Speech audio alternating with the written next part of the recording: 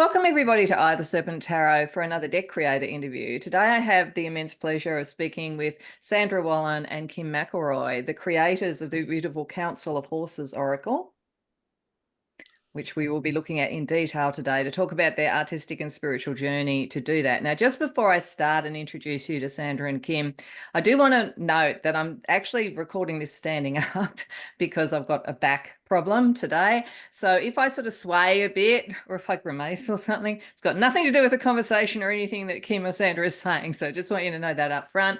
Probably I might sway a bit, but I'm probably not going to grimace, but I just thought I'd say that just in case. So with that said, let's get into it. So welcome Sandra and Kim to the Serpent Tarot. Thank you. Thank you. So lovely to be here. Yeah, it's lovely to have you. So what we're going to start with is the kind of the normal icebreaker type question that I usually ask, which is to get a bit of an idea about your background. Now, I'm conscious there's two of you, so I'll actually go first to Kim. I'm just doing it alphabetically for want of any other way of doing it. But then if you could each one at a time, tell us about your spiritual, your artistic, your creative journey and how it led you to create this beautiful oracle.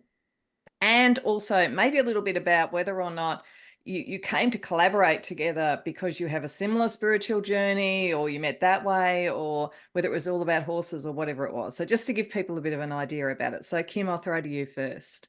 Great. Well, thank you for having me. Yeah, it's amazing when you look back. I've been doing my artwork and writing about horses since I was a child, really. And so I always had a love of nature, but I lived in a more suburban area and I didn't have horses growing up. So they were just in my soul. The first drawings I ever did as a kid were horses, and my mom saved all those. So I have these precious scribbles. And so it's really amazing to know that I ended up following that dream, and the dream of loving horses uh, carried with me all through life, even though I only had certain encounters with them. And then art was also my first love, and that led me to horses. Actually, in the end, when I was doing my art in college, I was encouraged to do some of my own styles, and I discovered through an encounter that I had with horses that was really different than any I'd had before, when I met them in a circumstance where they were at liberty, running free rather than being ridden or trained.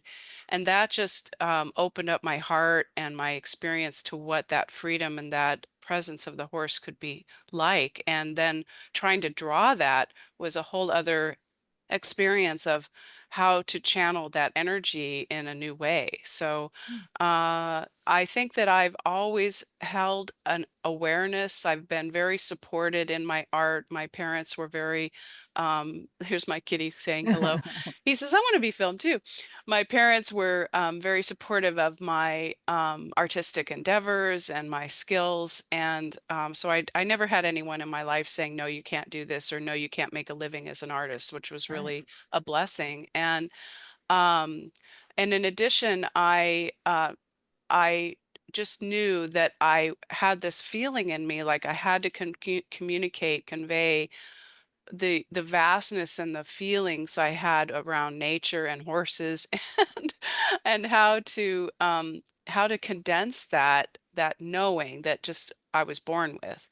And so horses became the vehicle essentially Mhm. for allowing me to express that in the world. And then I discovered there were a lot of other horse lovers that, whether they owned horses or not, were the horse spoke to them. And so it's always been a form of communication, and my ability of tuning in to receive what is to be conveyed. And then as far as Sandra and I collaborating on this deck, it was really, actually, it's almost a 20-year journey of, having visions about something to be done in this work together. And then we collaborated on workshops and began teaching a little here and there. And I think we've always held this vision, and through the years, it's evolved and evolved, and now it's come to fruition, and it's so amazing to actually have the tangible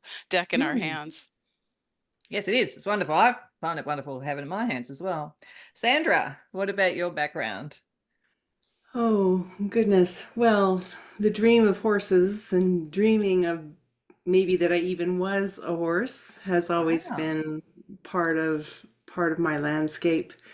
And but financially, horses were not within our reach, certainly growing up. But that just sort of maybe fueled a fire in terms of finding a capacity and getting ingenious in terms of how I could bring horses into my life. And I remember I was 12 and I rode my bike up the mountain that we lived beside. There was a riding stable up at the top, and anything to be around horses. It didn't matter what it was. And of course, if they agreed to have you in their company, then the first thing the people hand you is a manure rake. So that's where I kind of started, and then got to have an opportunity. I guess they appreciated how the horses were with me or how I was with the horses even as a youngster. And in the summertime, they would ask me if I would come and spend time and exercise the horses. So, as much as it was joyful to be able to ride through the forests here in British Columbia, it was the time that I could sit on the manger and listen to the horses, eating their hay or their grain or laying out under the trees as they walked around. That was where I would say that's where the spirit really was the most profound, was being outside in their company. And then I always wanted to, in whatever capacity I could be, and I thought, I wanted to be Dr. Doolittle when I grew up. So I thought, to be able to be a veterinarian. But then, of course, organic chemistry came along, All and right. I said, okay, As it will. figure something else out.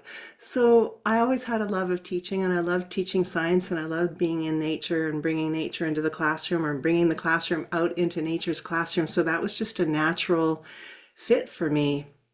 And it was there in the school district that I was working at where the synthesis of bringing horses and children, horses and students together. And it was really the horses and the children that taught me a lot about what my equine guided programming would evolve and become into. And on the pursuit of my learning journey, I met a beautiful woman named Linda Kohanov, who wrote the foreword to our Yes. deck. And she's become a friend and a mentor over the years. And she very kindly agreed to come up here to teach a workshop called Chiron's Way, the Art of the Wounded Healer. And Okay. Chiron's Way is the name of my business. So it was super amazing.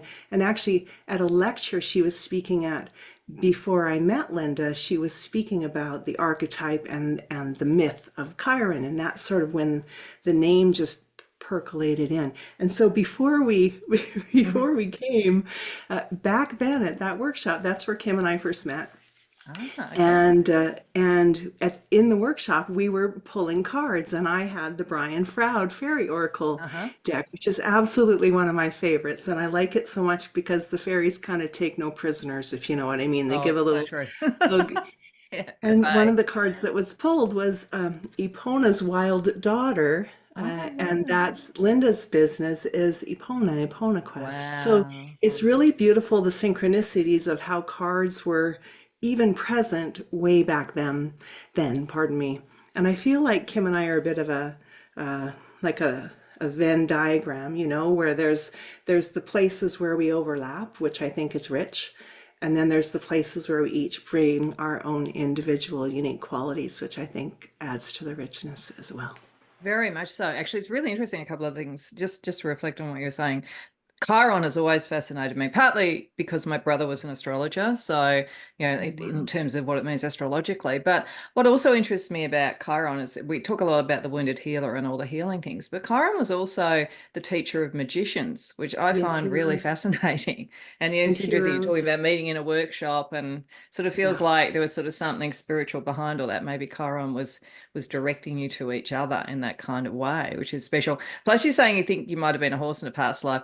I really believe, like we've been animals in past lives. When I was a kid, I was determined to be a lion, which is funny because I'm not a Leo or anything like that. But I used to wander around the backyard growling and stuff. So Yeah. my mother probably thought it was a bit strange, but I think that's true. And I've always felt that the way that I operate is quite instinctual.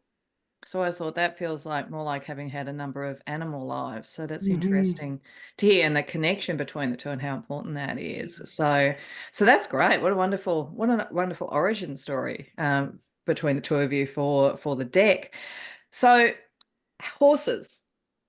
Very, very interesting to get an oracle on horses, because how horses are viewed and so forth across cultures is quite different, different meanings and so forth, spiritually, symbolically, etc. And I just for people to know, I had a chat with Sandra and Kim, to prepare for the interview, and I sort of said that I'm not scared of horses, but I had an experience with a horse that was supposed to be very gentle and love everybody, but didn't love me.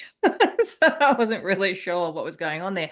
But then I did a shamanic journey where I felt I had been in a life in the First Nations tribes here in Australia way back. And I read somewhere, I don't know how accurate it is, but I read somewhere that in the very early days they used to hunt horses. Now I don't know if that's true or not, so I'm not meant to offend anybody from that if that's not true. That's just something I read. But I thought that's interesting if there could be some kind of flow on there. But Sandra actually said to me, maybe it wasn't that. Maybe the horse just wanted to connect more, just not be ridden, which I thought was really lovely. But that's a very long-winded way of getting to the fact that there are so many different ways that horses have been interacted with by different cultures. So in this particular one, because you talk about the council of horses, which are kind of like a archetypal spiritual council to recognize an interplay between the horse spirit and the human spirit from way back, if I sort of understood it properly. Um, were you drawing particularly from one particular culture, or was it more broad? How did you go about looking at that, or was it just basically something that you channeled? I think for my part, it was about the horses that inspired, the horses that showed up in legend, in mythology. I read a lot of, as you were just talking about, the storylines and the song lines, and also the places I've had the beautiful blessing that horses have actually kind of invited and facilitated me to travel around the world. So I've been inside Bedouin tents where the horses have been part of that culture for thousands of years, and been part of, actually in your beautiful country, had the privilege of walking into a gum tree forest and Lovely. being kind of watched by the Brombies there. And in fact, the Bromby card comes from a photograph that I took on that particular trip. So I think for me, the stories of like those mythic horses, Mhm. Pegasus, Yep. the unicorn, Albarak, the Kelpie. I mean, I'm completely fascinated with Celtic and Scottish and Irish lore. So the Kelpie always fascinated me in walking along the edge of the loch, imagining the ripple of the waters, and out of that might emerge a horse. But also, I think really importantly for Kim and I, were the horses that we share our everyday lives with, Mhm. that we get to wake up in the morning and be breathed upon, and to share time with the modern day mystics, as we referred to them Yeah. as well. What about you, Kim? Did you sort of like with your art, both for the deck and more generally, do you sort of veer towards a particular sort of cultural archetype around it, or more general? Yeah, well, for the deck, it was always our goal to really find the most pertinent cultures, which there are very few cultures that aren't touched by the horse, Mm. and actually more than even I realized. And in our research, I discovered that there was just, it's a conquest culture, where we use the horse to dominate other cultures, but that's really not, what we think the horse's main skill is, because they are a social creature. They're herd Mhm. based. They are about connection and harmony, and it's really rather sad actually that they've been used by mankind. So we feel like this is a also a journey of restitution to the species, to Mhm. bring us together again. And yet what we found, and I just was fascinated when I found that hippomancy is a term for horse divination back in the Oh, Celtic and Germanic wow. cultures. Okay. And they would actually have white horses who were known to be, especially sentient, and they would have them walk over sticks laid on the ground and foretell, battle strategies Oh. and the crop cycles, and so that was actually an art. And of course, there's gods and goddesses of the horse, and Poseidon created the first horse in Greek mythology. So there's just countless references to that. And what we found was that each culture also had a divination or the horses were considered a psychopomp, or leading the Hmm. soul, carrying the soul, and to the other side, or to some, prophetic vision, or some connection with the divine. And so to me, I always spell horse with a capital H, Hmm. and it's a soul being, and it is beyond cultures. But uh, I also wanted to express, the newness of, we wanted to take the cultures that we researched, but then bring them into the present day and reframe how we see these cultures. For instance, the Kelpie is known as the Scottish water horse, and it's actually a rather dangerous being. Hmm. But um, in my experiences with shamanic journeying, I knew that there's a term called dismemberment, which is when a Yes. shamanic creature, injures you in the vision, or takes a part of you away, but it's a healing. So Mm.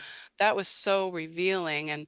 And one of the most profound experiences we had was, early on in the deck when we were creating it. We both did a meditation with uh, the consciousness of horses, and asked if there would be a being that could step forth that was sort of the almost the spokeshorse for the deck. And Okay. we called him the mythic horse. Hmm. And what was amazing about that was we both saw the same visions, Wow. interpretations, which is rare, as you know, of a white horse, and all over his body were scrolls and languages and images and movies and sketches, and just like playing a movie over his form. Wow. And they weren't tattoos, they weren't, written on him, they were like moving.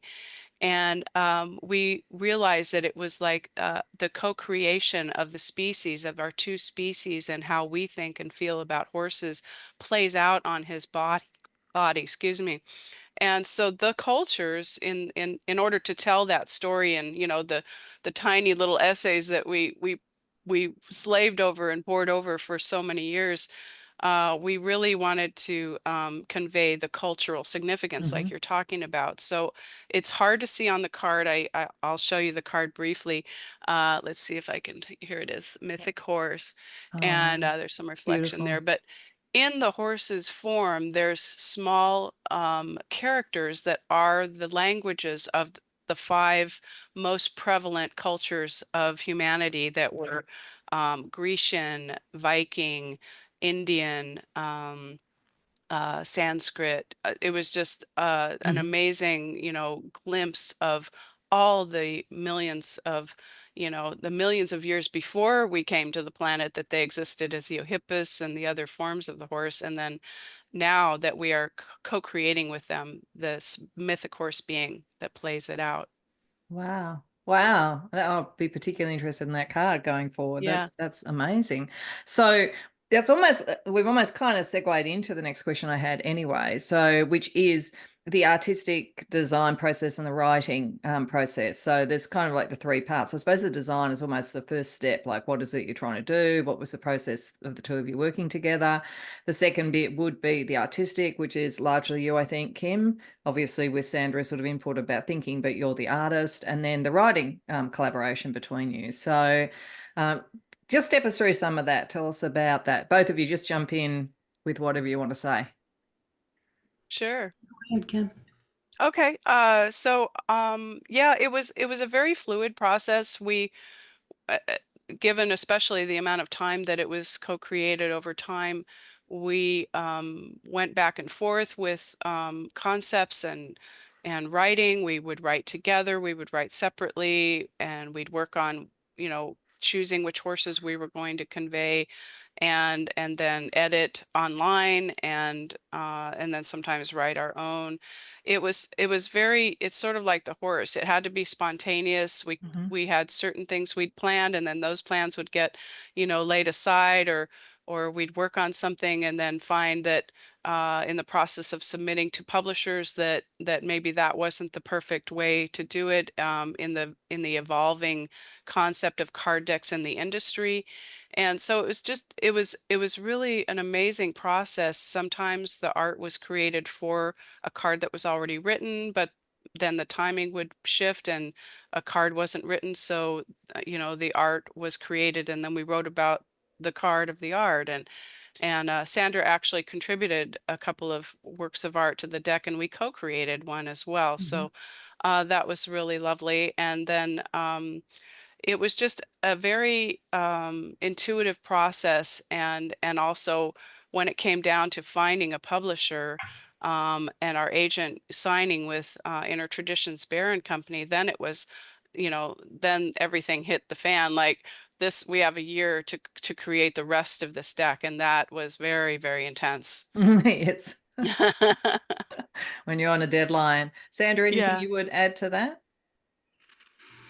I, pardon me, I loved the tuning in to see Mhm. what it was that each of the horses, once we had made, at least we thought we had made the decision in terms of which horses would be part of the council, and it really wasn't our decision.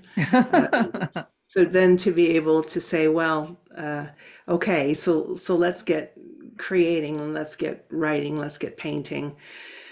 And I think the part I loved the most would be kind of connecting in at an Mhm. epiconscious level, a quantum level, to share space in a way with what it was that the horses wanted to share. Sometimes as a herd of horses, as in the case of Ex Tenebris Lux, or as the Choctaws, or sometimes as individual beings as well. Mythic, and also, again, some of them we could just go into the backyard and have conversations with. Mhm. So that was very beautiful and very magical. It was an intense time there in that last segment of time. So then realizing we don't have enough time to do more art. So from the Kim's existing portfolio, choosing pieces that would meld into the vision that we had already, and then getting the stories and the messages, the questions, the invitations written so that she could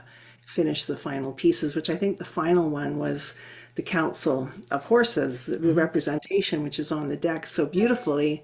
And then it's interesting because just last month we had the Aurora Borealis here, and then earlier this year around Mother's Day, the Aurora was here as well. Oh, So it was kind of very close to the time that the deck was being released. The Aurora was lighting up the sky, so it ushering was it in. almost like an acknowledgement Mm. or a recognition.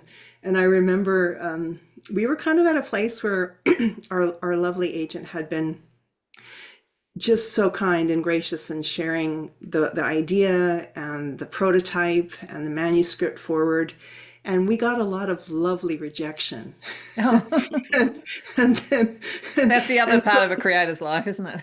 it's true, but everyone was really kind and gracious about it. And then one publisher actually gave us some constructive feedback, Mhm. which then got adopted and utilized. But still, no thank you, lovely, but no thank you, not in our wheelhouse.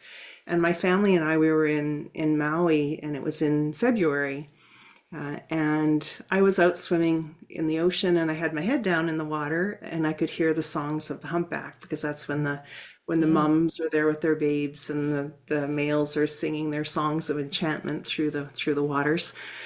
So I was listening, and I just had this feeling of, maybe, I don't know, is this dream going to come true? Maybe it's something that is meant to be held on to. Maybe it's something meant to be let go of. And I just thought, I'm going to ask the whales to Uh-huh. see if they might have any influence. So when I got out of the water, I sort of made a prayer out to the seas and to the whales, and I asked if you guys have any influence, if this is meant to come true, would be really amazing if something could shift, if we could Mm, get a sign. And then when we went back to our home that night, and I opened email, there was an email from our agent that said Inner Traditions and Beer and wonderful. Company. They're a Uh, wonderful publishing house, so they aren't they have some amazing? We felt really like good, really good. we landed in Yeah. the best possible barn.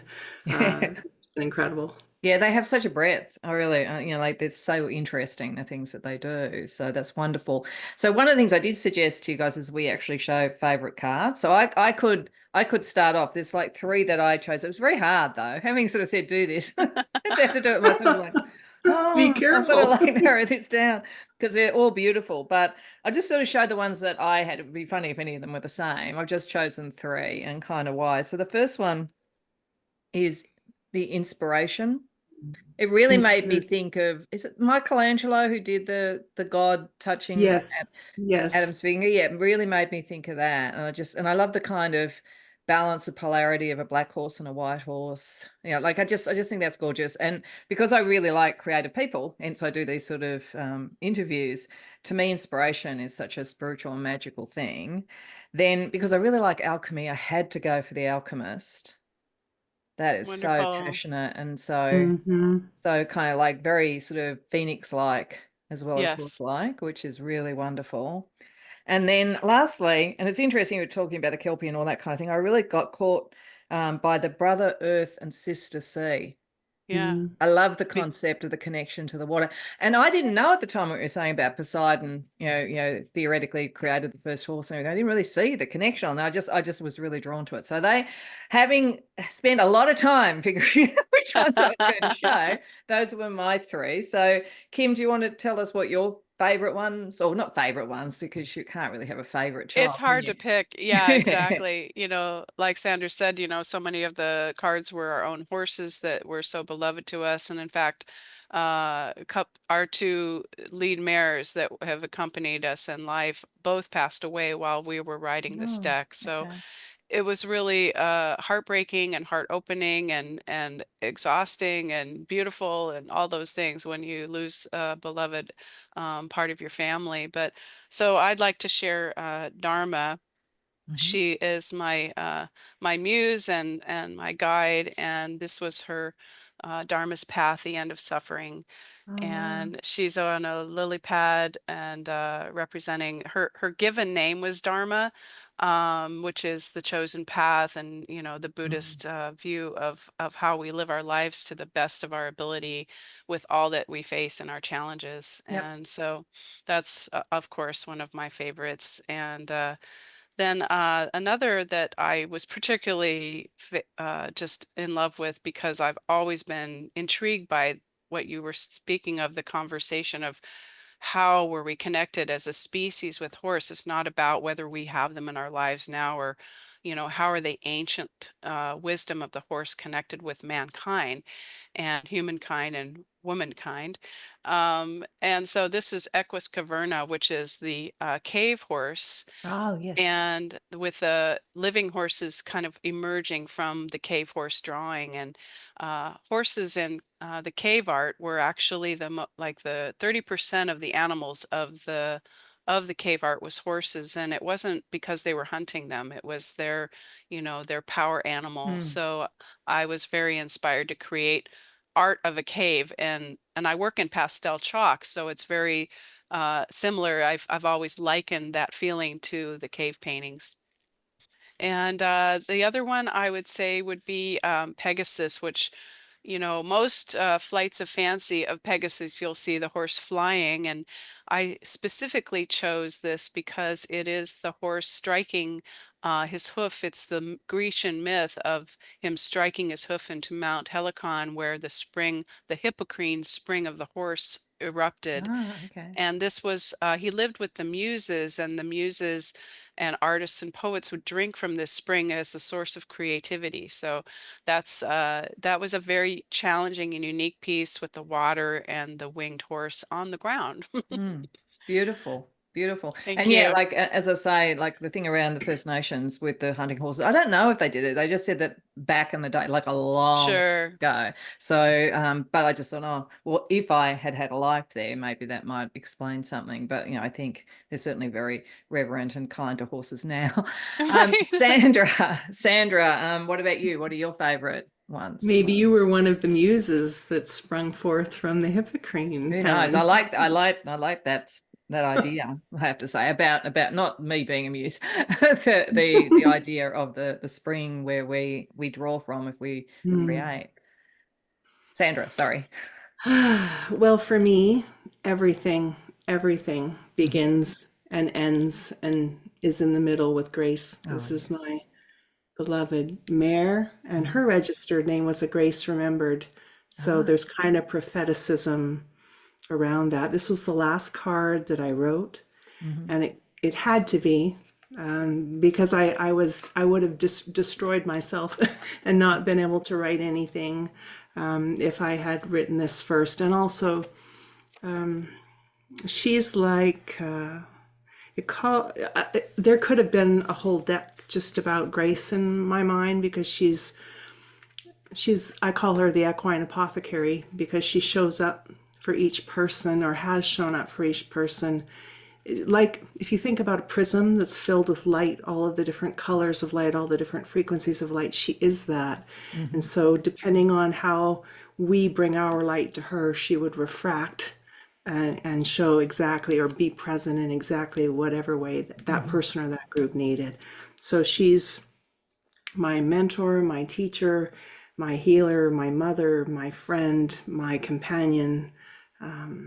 She's just, and I think of her as Gaia. I think of her as the oracle at Delphi. Right. I think of her again as this apothecary. So, and it's interesting. A dear friend of mine, Cal Peacock, who's an amazing artist in New Mexico. Mhm. She does these medicine horses, and I'll do them Oh. in workshops as well. And this is Grace. Uh-huh. This one, when Grace was waning a number of years ago, she created this for Grace. And I always had a dream, a shamanic journey dream that Grace gave birth to me. So if you look in the center, Oh and wow. also that I was a white horse. Um, so the connection, I think, with Grace has been Mm. one that Mm. I believe we've been together for many, many lifetimes. That makes sense. Yeah. I have to say is Tank, Mhm. my beloved Tank. Um, so Tank carried me. He's a horse that a dear friend of mine. He belonged, quote unquote, to her herd, and we used to do something called the Sacred Ride every year, where we would take Mhm. people, teach them how to relate and connect with the horses on the ground and in meaningful, spiritual, emotional, connected ways, and then take them riding through the mountains. But I had had a riding accident, actually a Mhm. near-death experience with my Oh. horse Chiron. And a number of weeks later, we had the Sacred Ride, and Tank was the horse that I usually rode. And when we were coming down the mountain, I could only ride for part of it because I had fractured my pelvis and was very badly torn up. And he would take the tenderest of steps and then Mhm. put his body square on the mountain so I could take a breath and recover before he would move on again. And I always loved him, and I always told Ainsley that if he ever needed to find a new home, I would love him to retire here. Mhm. And that's what his card is about, is this. He taught me about how important it is to be the river that flows around the rock, Mhm. but also to be the rock that the river flows around. And so he is steadfast and gallant, and boy, could we learn some lessons from his kindness. Yes. It brought tears to my eyes, that story. Oh, yeah. You know what? I haven't done a reading for myself since the cards have come out because Mhm. I know I'm just going to cry. Yeah. Oh. And then if I just they're just I can't pick, so Yeah. they're so exciting. So I'm going to choose the next one I'm going to choose is the ambassador. Ah, And okay. this is an amazing horse named Sutter from Return to Freedom down in California. And I met him many years ago, and he just captured my heart, his big, bold, beautiful presence. But what what was most profound, I think, for me in relating to Sutter in his story was that he was brought off the land by the Bureau of Land Management and was tortured and was Mm, abused and mm, lived an initially horrific life and then was rescued, and how he recovered and how his spirit came back into his body, and how love was mhm. what brought him back to wholeness again. And so his lesson, I think, too, is for all of us, or all the people who have experienced hardships along the way, Yeah. that when we find ourselves in the sacred embrace of love, that can bring us back to wholeness again and again. Oh, So that's beautiful. That's fascinating. beautiful. So we are just for everybody to know, at the end of this, we're going to do a couple of collective readings. So you'll probably see some more of the beautiful cards as well. But I just wanted you to see some of them because they're so gorgeous. And the artwork, Kim, is sublime. So congratulations on that. Let's have a little bit of a talk about the use of the deck.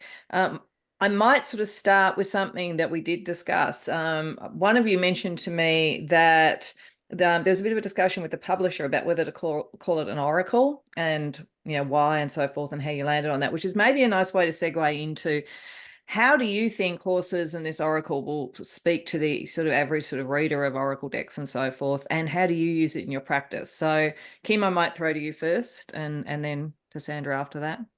Sure. Yeah. Well, I've loved using the deck. It's really an amazing experience having, written it and co-written it and co doing the art. And so we were so steeped in it for so long that I wondered when it actually arrived, I was like, wow, what's this experience going to be like? But every card is so completely new when you ask it a question. Mm-hmm. It has its own presence, and the art has its own presence. The art changes what I notice in the art, how the horse in the art relates to me in that moment with the question. And it's really miraculous how card decks work. Mm. And so I think that's really the principle behind that amazing divination tool. And so as far as the oracle concept, we thought initially that that it would be like called a wisdom deck or something like Mm-hmm. that, because we didn't want to ascribe any kind of religious, even if it was Right. new age Mm-hmm. or ancient age view of it. However, that was the decision, for many reasons, but it does lend it a power, I think, and that's what I love about it, is it gives it an oracular essence, and that really is the true essence of horses, not because they tell the future, but because they make us they tell the present. They tell us Mm-hmm. what is and what can be if we understand the wisdom that's given in the card. So I think that the wisdom that came forth from the horses is absolutely always changing and always evolving. And I just am so excited to start hearing beautiful testimonials from people who have been working with them. And the other amazing thing is that our main goal with this deck was not only to bring healing to humans, which we both work in healing professions of bringing horse wisdom to humans, but also to the horse kind. We have messages for humankind and messages for horse kind, and we really wanted to give back to the horses, like from a group consciousness of humanity, as well as the individual reading the card, to bring awareness to them as sentient beings. They're not just a beast of burden or Mm. a sports car that somebody can leave at the roadside. Yeah. It's a relationship with this conscious being, whether they're in our lives or not. And what's so much fun is doing card readings for horses, because then it tells more about it. And the other thing that we point out is that it's told in the first person or first horse, which is Mm-hmm. really a unique way to write it. It was more difficult to write it that way, but we feel like it really gives that message of the impact of this horse is with you. They are speaking to you. It's not an authority. It's not even, just the group consciousness, because this individual has come forth to convey this wisdom that is in your own heart. Mm, that's beautiful. It's interesting, actually, what you say with the oracle and the oracular side of things, because I often say with tarot or any of those sort of things that the thing that always constantly amazes me, even like 30 years on doing this sort of work, is how on point sometimes the cards are Yeah. that come out. It's something magical. But I mean, like I look at tarot or any of them as not telling the future, but telling the present at long distance. So it does show kind of like the potential, and then you still have a chance for choice. And certainly the way that the book is written with those sort of messages or whatever, it's very beautiful. And I think it kind of like elevates that message. But Sandra, anything else that you would add to that in terms of how you would use it or how you would think the average reader would relate to the deck? Well, everything that Kim said for sure. And in addition to that, the accessibility is, I think, a desire, a hope that the council kind of finds their way as horses tend. If you imagine a horse breath and it just sort of breathes out into the world and it finds the places that maybe we wouldn't typically expect it. I mean, we're going to expect to see these decks showing up in riding facilities and horse lovers' homes. Yep. But what's really, really exciting, I just had a friend who flew in from Halifax to teach a breathwork exercise and to support me. He was so sweet. He bought a deck and he said, I was drawing cards on the plane on the way here. And then I went to his breathwork workshop, and there on the center of his drum and his gong, he said, I drew a card for the class to kind of have the energy of the horses in the class. And it was the Alchemist, Helen, Oh, which was one of wonderful. the favorite cards you drew earlier. And so it was amazing to see that the horses are kind of galloping forward, or maybe nuzzling up on into places that we wouldn't necessarily expect them. And that was really, really exciting for me to see that. And then people were asking him about the cards, and he said, oh, you need to talk to Sandra, my friend Sandra. And then everyone was really excited about these cards. And the next thing you know, we're going to do a breathwork and horses workshop next summer. Wonderful. And it'll be based on Inspiritus, which is the card that also the other card that you said that you loved so very, very much. So I love to see that sort of this non-horse people are going to be drawn to it for sure, to attract people that love working with wisdom cards or oracle and tarot anyway, to invite horses into those conversations and into those sessions. And then for me personally, I work with cards all the time. And in terms of when I'm doing workshops with horses, but also when I'm teaching Psyche, which is one of the protocols we use in that process, is to find messages. And the world around us is a messenger. It's a reflection of our inner reality, our subconscious beliefs and programs. So when we pose a question or we put an intention out into the field, and in this case the horses are going to reflect back. It's like looking into the eyes of a horse and noticing what we're seeing there. Or it's like going out into a field to do an equine guided session. We bring who we are to the relationship, and then we pay attention to what the horses are sharing back in real time with real horses. But the beautiful thing about this is it makes it accessible to everybody, that everybody can do an equine guided session in the comfort of their own home. The horses are coming to them through the deck, which I think is just mesmerizingly wonderful. Yes, and I can attest to that because, as I said, I haven't had a lot of experience with horses, having had that one experience when I was younger and thinking maybe they don't like me very much.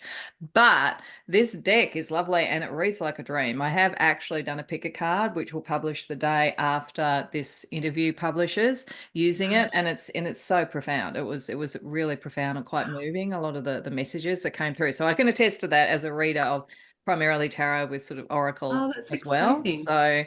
So yes, it's definitely a deck for all people.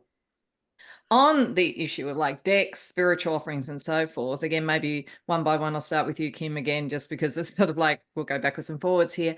Are there any other decks or any other sort of like books or whatever in this sort of spiritual space that you've done that you'd like to let people know about, or anything you're thinking about that you'd like to hint at? I'm perfectly fine if you don't want to talk about things till they're ready, but is there anything else you'd like to sort of note for anyone? Oh, sure. As Sandra mentioned, Linda Kohana and I met at her workshop, and shortly thereafter, we had an amazing epiphany about the fact that we could work together on a deck. And that was actually, and I've looked back and I had finally pinpointed it was actually 2003, which is amazing. And so shortly thereafter, within 2 weeks, her publisher said yes, and then there was the process of creating the deck. That time it didn't take quite as long. Linda had a long history of being an author at that point and had done an amazing book called Tao of Equus. Uh-huh. And Way of the Horse was the name of that card deck set. And that's Linda's writing with my illustrations, and some of which were my work to date at that point, and then new work that I did for that deck. So that is a real deep dive into the horse consciousness as Mhm. well, and I highly recommend that. It's a very weighty and incredibly written book. Um, and could be read alone, even just as a educational tool. Mhm. It's really Mhm. great for people in the corporate world, leadership, that kind of thing, because it's very in depth about much more of the detail of the stories. And so otherwise, I mean, it's amazing because all of my art is essentially an oracle reading for people. When they encounter my art, it speaks to them like it is a spirit guide. So I encourage people to experience that. And I've been writing what I call inspirations for about 18 years now. And those are available in a downloadable form, so Mhm. people can actually download, save them on their screensaver, print them out, so they have really a talisman of the horse for themselves as a card Wonderful. reading. Yeah, Wonderful. so that's another really wonderful tool. Wonderful. Okay. I'll have to get some of the sort of links or whatever if there's, so we can put it in the description box for people. Sure, that'd be And what great. about you, Sandra? Anything else at this point you want to mention? Kim also has amazing e-cards. You know how sometimes it's nice to be able to just send someone a Mhm. note? I mean, sadly we've so moved away from pen and Mm. paper, uh, but I just love being able to use her, to access this whole store of beautiful images. So Thank that's you. something that she forgot to mention that I really Yeah. love. For me, what I think happened was in the writing of Grace's card, I wrote a chapter for the Transformational Author Experience a number of years ago, and it won acknowledgments and prize, and it was called a Horse in the Recovery Room. It was a story of when I was having surgery to recover from the riding accident I had with Chiron. I stopped breathing, Oh, and it wow. was how Grace came and stood with me while we were watching me, but I didn't know it was me at the time, in the recovery room, and we were standing in grass. I was in bare feet and she was in her bare feet, and Mhm. we were there together, and how she then came behind me and knocked me with her head, and I came Oh, wow. breath at Okay. that time. So I wrote about that experience, and there's just, as I mentioned, a pantheon of stories that this incredible mare has shared with other people, the way she has supported, I would say, supported humanity in such an incredible way. And so I always felt like I needed to finish, even though I've only gotten one chapter under my belt. The book will be something called along the lines of The Equine Apothecary, Mhm. Embodying Grace, or something like that. So Wonderful. I think I'm Wonderful. going to pick it back up from there, Helen, and then I Good. promise I'll let you know. Do. I'd I love to mean, get if it. this process was any indication, maybe in 20 years from now. Yeah, we can have a chat about it then. Yeah, Hopefully sounds not like a that long. plan. Let's do that. So how do people find both of you? Like, like do you much on social media or that kind of thing? And make sure to send me, if you are, your handles or whatever, and I'll put those in the description box as well. So how do we Yeah. find you? Uh, So go go ahead, ahead. Sorry. Sandra. No, I'm go. Sandra Wallin, or Chiron's Way, Mhm. CHI, like the Yes. centaur, CHIRONSWAY. And those are my websites. They'll both Mhm. bring you to the same place, really. And then Chiron's Way would be my Facebook and my Instagram Right. as well. Okay.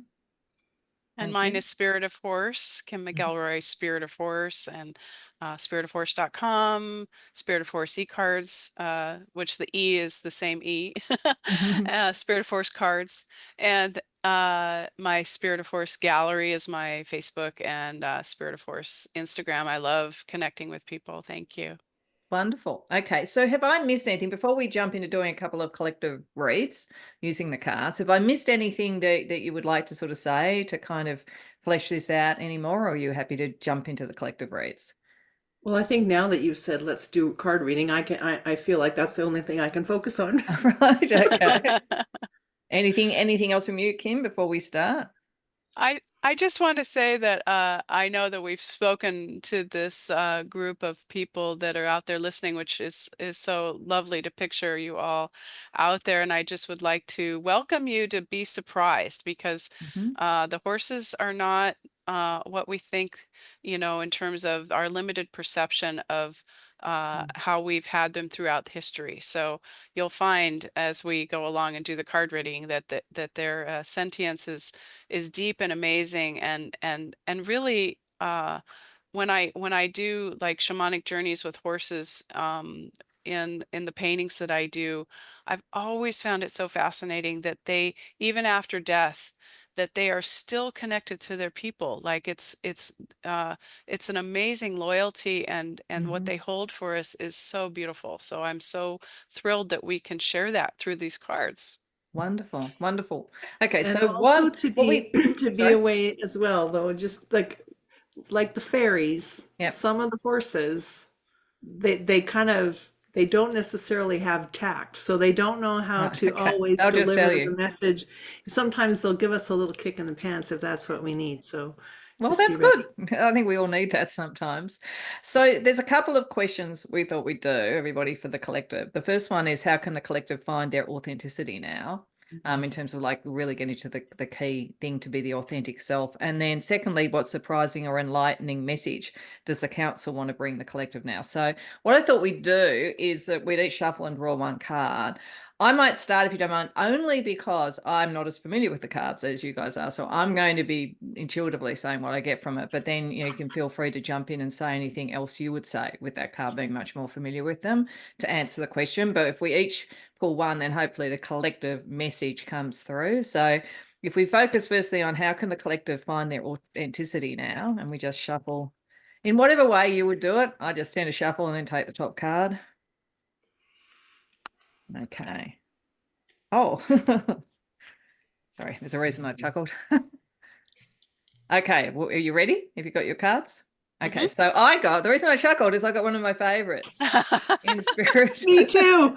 Oh, that's interesting. Oh, Oh, wow. yay. And Yeah. I got The Alchemist, which is Oh one my of your Oh, goodness. favorites. Okay, so what I take from breath of life, from the creativity, authenticity, the most creative thing we can do is what is unique to us. That's what I would take from, like, the thing that is the spark of life, the thing that is different. So in each of the collective, what is different, and that fits a lot with the kind of nature of readings that I do on my channel, which is for people to get in touch with what is unique and special about them, because I firmly believe we're all different, we're all equal, and we're all special. And it's how you get to that and the creative spark that is us. So I think the first thing would be, what inspires you, what sort of fires you up, what gets your spirit going. That to me is part of what makes you authentic. So mm, Sandra, do you want to go Beautiful. next with yours, and anything you would add to Inspiritors, knowing the card more than I do? well, the the in breath, like to Mm-hmm. breathe in. But I love the reciprocity of breath, Yep. because what we're exhaling is also nourishing Mm. the other half of life, so to speak. So in terms of authenticity, to Mm-hmm. also acknowledge that we're intimately and Yes. intricately connected with everything. Yep. And Love so for that. your card, This was ambassador, and it's invincibility of spirit. Wonderful. So I just love that. And his teachings are resilience, trans species, healing, and radical forgiveness. Wonderful. So I think in Wonderful. terms of being owning, being present, connecting, and living from that place of authenticity, I think I think horses can't be anything other than that. We're sort of Mhm. the only creature whose insides don't always match Yeah. their outsides. Yeah. And so I think just innately horses are teachers and precipitors of authenticity. When we are in their company, they inspire that in us, and they also insist Mhm. that of us. And having a companion like Sutter, whose presence is so vast and so Mhm. large, but it is that way because he is completely and genuinely authentic. And through his trials and tribulations of his life at the hands of humankind, he Mhm. still so generously remains present and connected. And so I love the idea of us being authentically connected. Mm. That would be what the takeaway for me from spirit, from invincibility of spirit would be from ambassador. Wonderful. And Kim with the alchemist. Um, Yeah. Well, and the one of the beautiful things about your card with the Inspiritus is that how horses greet each other is with their breath. mhm. And so I think that authenticity is about they bring everything they are from their past into that moment of greeting, and it's like they can exchange it somehow in some amazing mystical way that there's like an infinity loop between them. And so I think authenticity in that sense of bringing who you are into the present moment. And Alchemist is really about transmuting the parts of our lives that we want to transform so that Mhm. we can release what is no longer serving us and bring forth our power and our authenticity into our new way of looking at the world. So it's really it's beautiful because this is a painting I did years ago, and to have it bring forth a new interpretation and to feel like you said, the phoenix Mm. coming out of the ashes of the past. And so it's a beautiful way of looking at transforming and becoming authentic. Beautiful. Thank you. Thank Okay, so you. let's do the second one. So the second question is, what surprising or enlightening message does the council want to bring the collective now? So if we shuffle again.